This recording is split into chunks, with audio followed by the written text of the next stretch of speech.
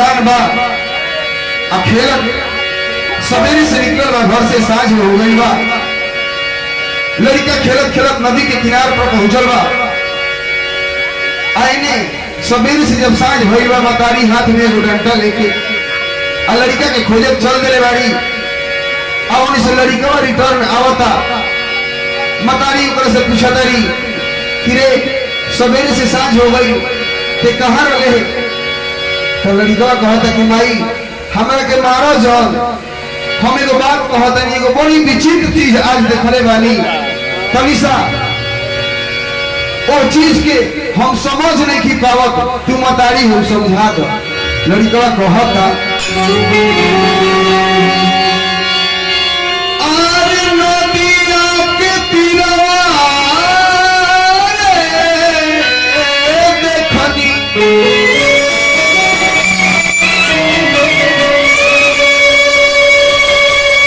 कहता कि माई खेलते खेलते हम नदी के किनारे पर गई ना और एगो बड़ी विचित्र चीज देखी। लड़का नदिया के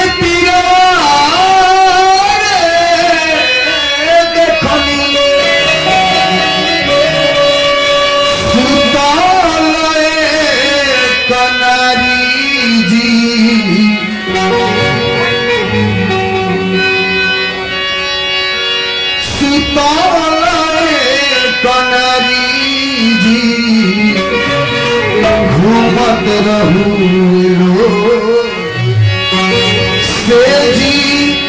यार यारी जी घूमत रहूं।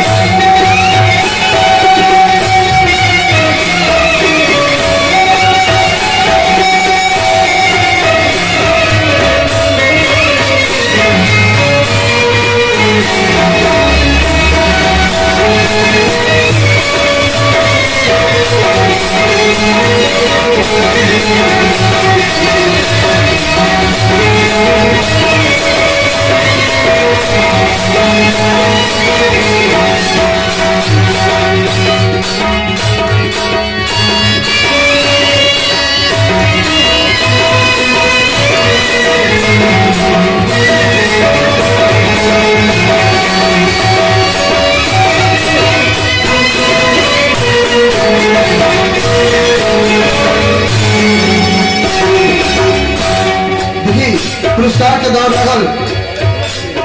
श्री जलेश्वर सिंह जी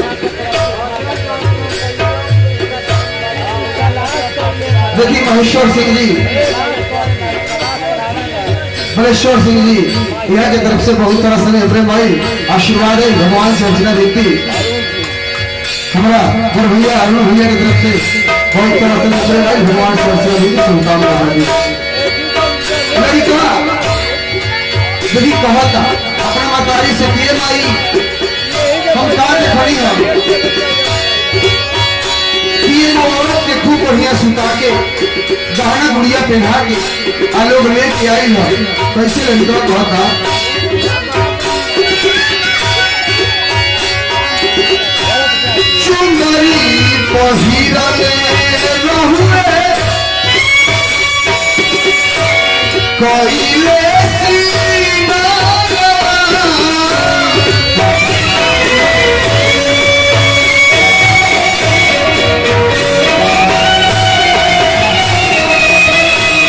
चुनरी पहिरले चुनरी पहिरले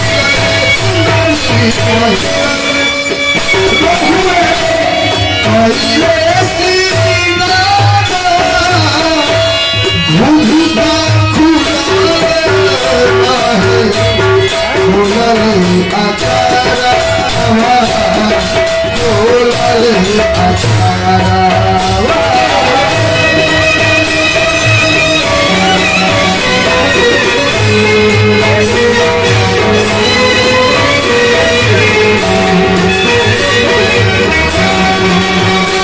लड़का कहल सुनाई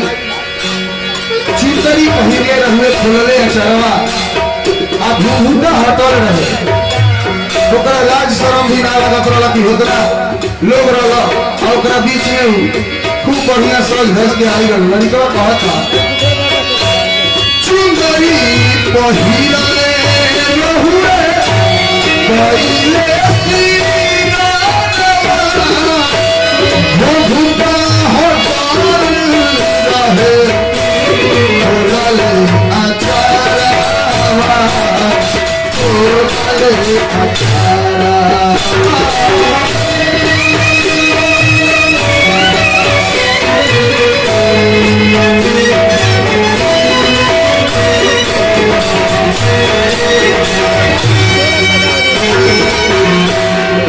आँख बंद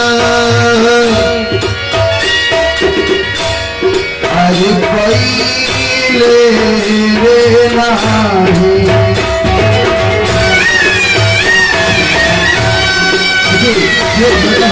बहुत सारा आशीर्वाद है फिर हमारा बड़ भाई अरुण भैया की तरफ से बहुत सारा अभिनंदन भाई आँख बंद कइले नाही आँख बंद कइले नाही सबके निहारी घूमत से जी आगे आगे हरी जी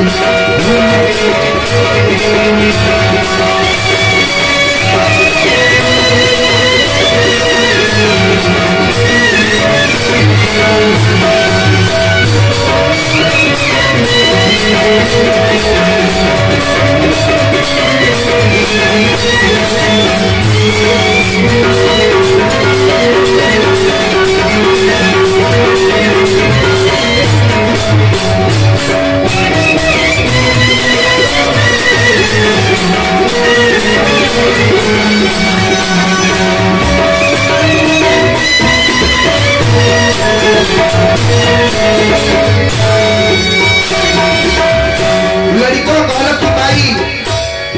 सबसे विचित्र बात तो तब लागल है जब वो औरत के सुता के ओकरा बाद ओकरा मुंह पर बागी रखलक लड़का कहता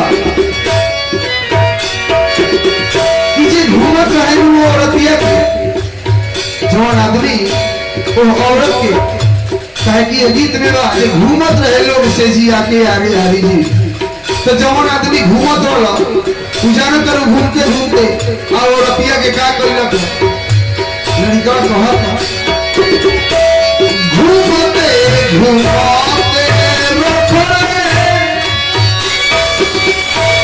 मुहावा पर आगी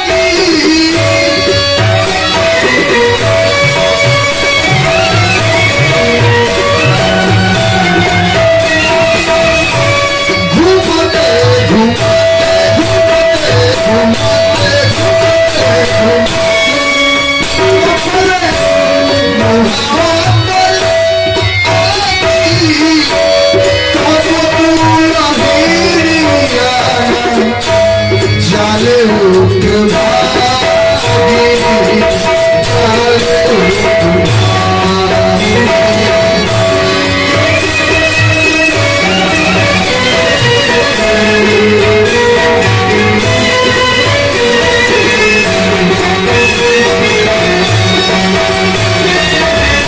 लड़का कल की माई जे घूमत रहलो घूमते घूमते ओकरा मुंह बाग तक रख देलक लेकिन वो उठ के ना भागल हिया आ मनो ना कइलक हिया जे हमरा मुंह पर काहे आगे धरत लड़का कहता घूमते घूमते रखले मुहावा पर आती तो दुलहिया जारे रुबागी जारे रुबागी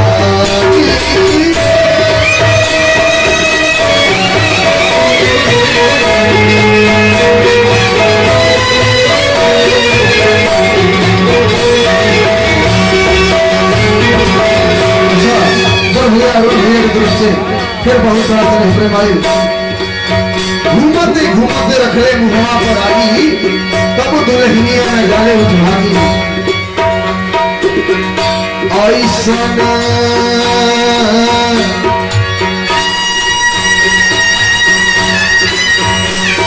आदमी दिया मातल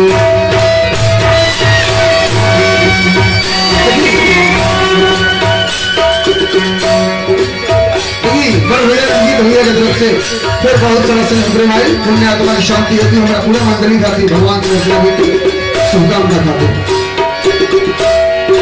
ऐसा निंदिया ऐसा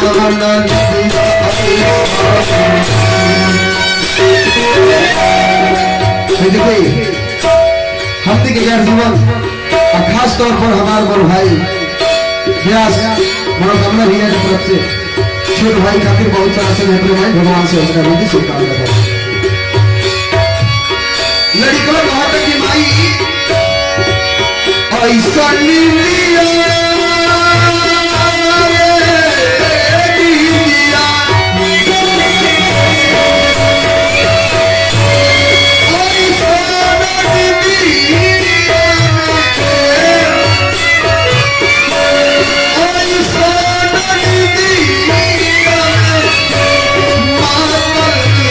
बेचारी जी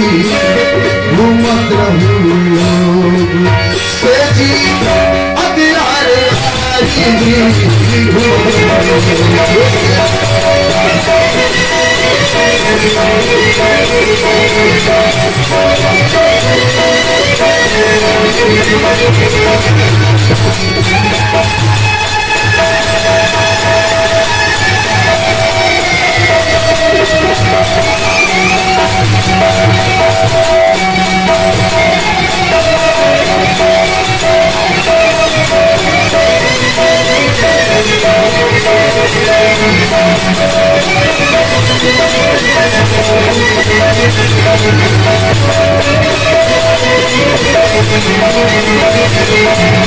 लड़का बालक की माई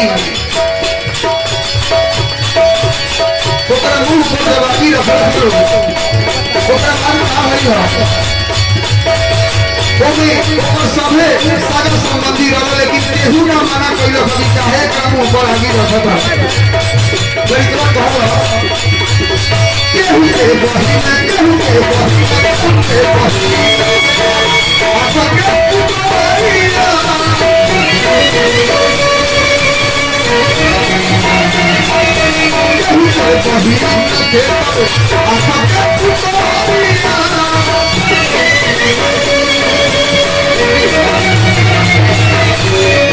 माई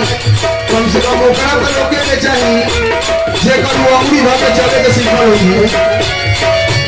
पानी के चलो पानी के चलो पानी के चलो होई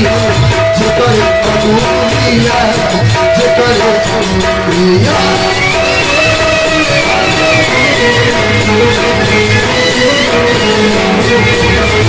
पानी के चलो जे करे कबूलिया जे करे कबूलिया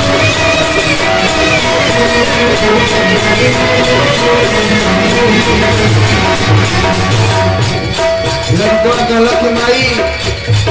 कम से कम चला पूरा आदमी ना रोकल जे करू अपनी भागे चले के सिखले हुई है लेकिन जेकर से उनकर विवाह होइल होई कम से कम वो आदमी का तो रोके के चाहत रहल। लड़का कहता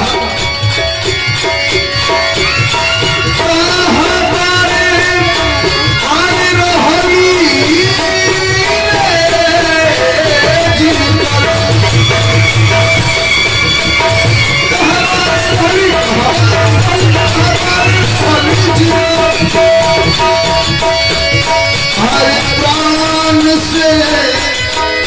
प्यारी जी तो हमारी हमारी जीवन से प्यारी जी घुमर जी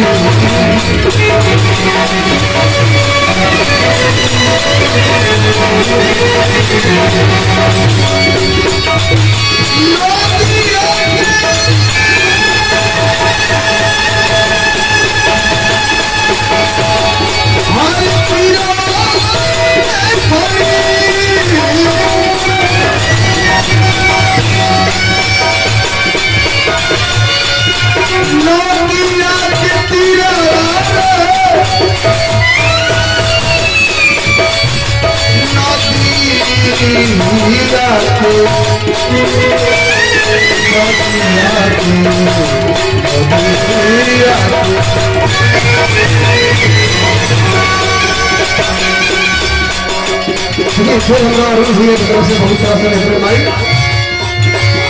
नदिया के तीरवा